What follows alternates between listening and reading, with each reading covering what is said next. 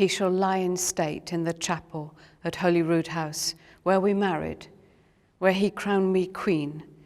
And the country, everyone, even his bastards and their mothers, will come and pay their respects to the greatest king of Scotland since Malcolm, since Robert de Bruce. The chieftains shall come in with their tartan, and the lords will come, and the standards will fly over the coffin, and the swell of a Scots lament will sound out for the great king, and we will always remember him.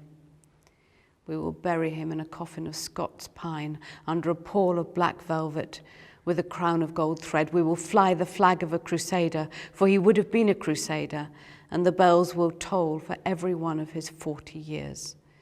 The cannon that he commissioned will roar as if they too are heartbroken. We will honor our king. We will never forget him.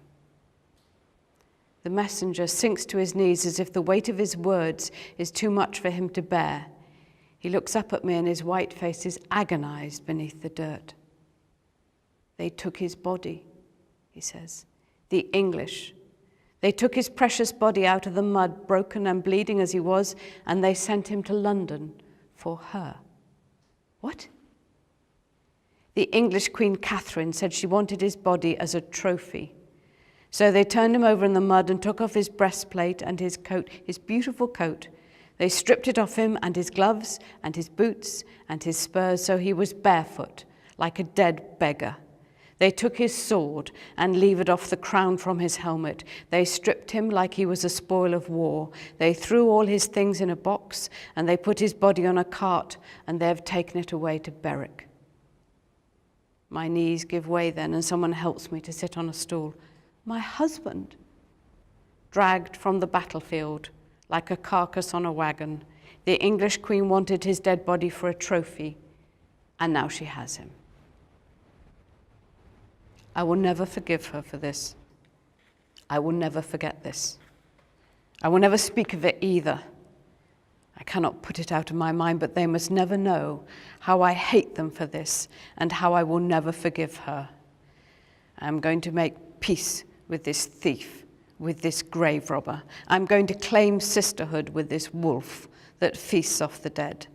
I'm going to send ambassadors and write letters and perhaps even meet the man who was once my brother and the vulture that is his wife. If I am to be queen and get my son on the throne, I'm going to need their support and their help. I'm going to beg for it and never let them see the contempt in my eyes. I'm going to have to be what my husband commanded me to be, a great woman and not a silly girl.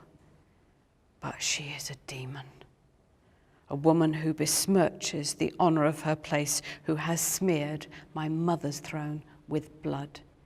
She is a woman who wants to be equal to a king, a woman who sat at my brother's deathbed, but ordered the killing of my husband. She is a Lilith. I hate her.